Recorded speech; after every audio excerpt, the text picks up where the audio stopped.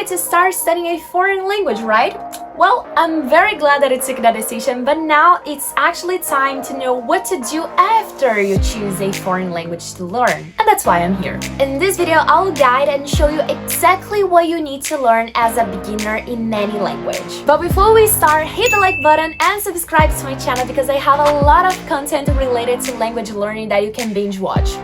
Now let's begin. Hello world, it's Via. Whether you're learning Spanish, French, Japanese, or any language, some words are essential for communication. And I'm not necessarily talking about prepositions or maybe pronouns. I have told you guys a few times in my videos that when you are learning a foreign language, you must think about what's essential for you in your reality. However, when you're a beginner, there's a group of words that are useful and also very common for all social groups, regardless of what you do and who you are. And as I said, they're very useful, so you can use them with any native speaker or any person that speaks the language that you are learning. And in this video, we're going to take a look at them. First up, we have basic verbs. These are the building blocks of any language and cannot be skipped. I created a list of verbs that are important to learn as a beginner, and for now, do not worry about learning all the verb tenses for each verb.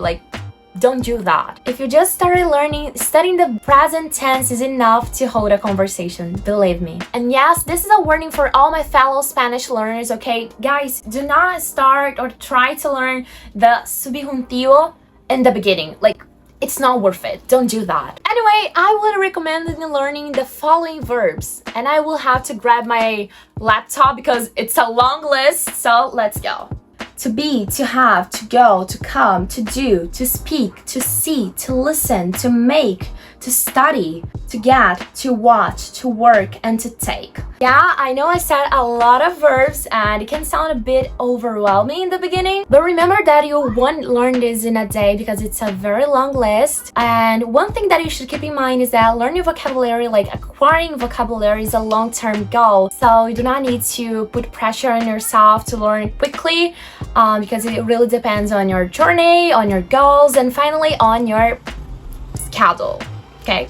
Next, we have common adjectives. These words help you describe things, people, emotions, a lot of things actually. And you might think in the beginning that they don't seem very necessary, but trust me, they are. And to be fair, adjectives are everywhere and they're not only used to pay a compliment to someone, you can describe how the weather is by adjectives, you can describe someone else's style, fashion style, can describe a lot of things just by using adjectives. And they are very important in the beginning because, when you want to say, oh, this food is delicious, delicious is an adjective, so that's useful. Again with my laptop, and one thing I forgot to tell you guys is that you do not need to learn how to describe things with much detail for now, that's not going to be useful. So here I just separated some simple yet commonly used adjectives, and here they are: happy, sad, angry, tired, hungry, thirsty, beautiful, ugly, small, big, short, tall,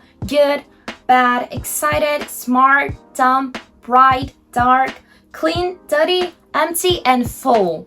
Okay, it was a very long list, but actually these adjectives, they are very useful to describe everyday situations, and I believe that you can already think about a lot of phrases that you can use these words, so that's why I recommend learning them. Next up is time expressions. They are key for scheduling, planning, and simply knowing when things are going to happen. Although learning numbers and how to inform the time are two very important things, I think when you are a complete beginner in a language, learning these two things can be a great challenge, especially if you're learning French or Korean like me. It's a challenge, guys. So words like today, tomorrow, now, later are incredibly worth learning at early stages because you can learn today instead of at 3 o'clock. At least at the beginning, it's very useful. So here are some common expressions that you can use in daily conversation. Today, tomorrow, yesterday, now, later, soon, always, sometimes, never, and every day. By mastering these words, besides being able to schedule things, you'll be able to talk about your routine and what your day looks like. And of course, you'll be able to create phrases such as I wake up at 7 every day, I never go to work by car, or even I always eat chocolate ice cream. In my case, I'm not a big fan of chocolate ice cream, but Anyway, now when it comes to food and drink, this is where language learning becomes delightful. Disclaimer, this part will depend a lot on what's eating in the place you live or the place you plan to visit. So I'll just list things that are usually common everywhere and things that may help you navigate through the menus abroad and things like that. So as you saw, these are just tips and things that are usually common everywhere, so it will depend a lot. If you want, you can always add a new word or remove one that I listed. Firstly, I recommend learning the words food and drink. Yeah, they are extremely useful, believe me. Now, when it comes to food, we're going to divide into a few categories according to the food pyramid. And the first one is grain, so you're going to learn bread, rice, pasta, oatmeal, and cereal. For vegetables, we have carrots, broccoli, potato, tomatoes, and lettuce.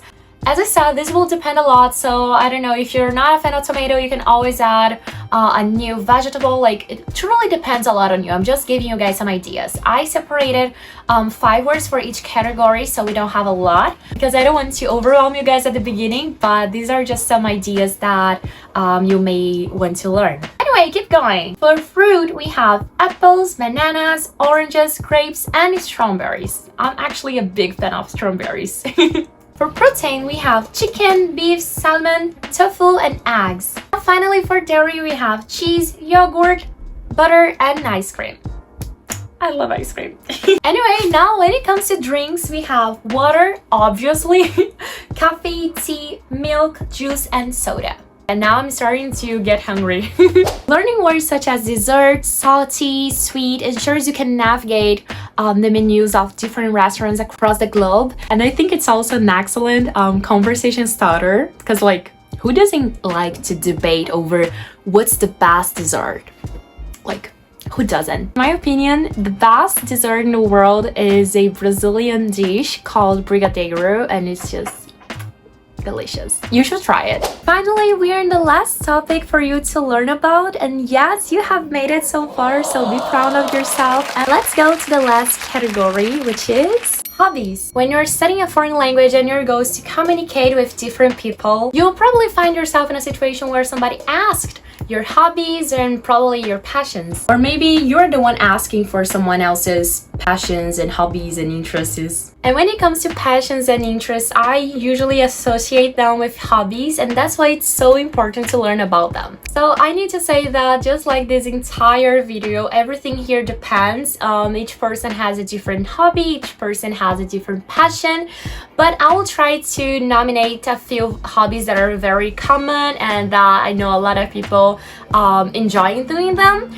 But if your hobby is not listed, please tell me in the comments what your hobby is, because I'm actually curious. And here they are. Actually, you can even use this list to get inspired and perhaps start one of these activities. But let's see. And here they are: cooking or baking, music, photograph, sports, hiking, dancing, reading, writing, language learning, painting, singing, playing video games, or a musical instrument. And in this case, you learn the name of the instrument that you play, like the guitar, the violin, whatever. Camping, gardening, acting, and much more. So if your hobby is painting, for example, you can try to learn vocabulary related to it in your target languages, such as watercolor, notebook, brushes, paintings, things like that in general, but in your target language. And the reason why I choose hobbies instead of your major or set of work is because I believe that your hobbies and passions will tell more about you than what you do at work or like what you study at university. So I think learning about someone else's hobbies really tells a lot about what they like to do and who they are, and a little bit about their story in general. And there you have it. With these essential words and phrases, you're more than ready to level up your knowledge in any language you're interested in. And remember that every word you learn brings you one step closer to the so-called fluency. If you found this video helpful, I believe that you'll actually enjoy watching this video about how to study a foreign language with music, and this one about the language I just started learning, like a few days ago. Well, that's it. See you in the next video. Bye!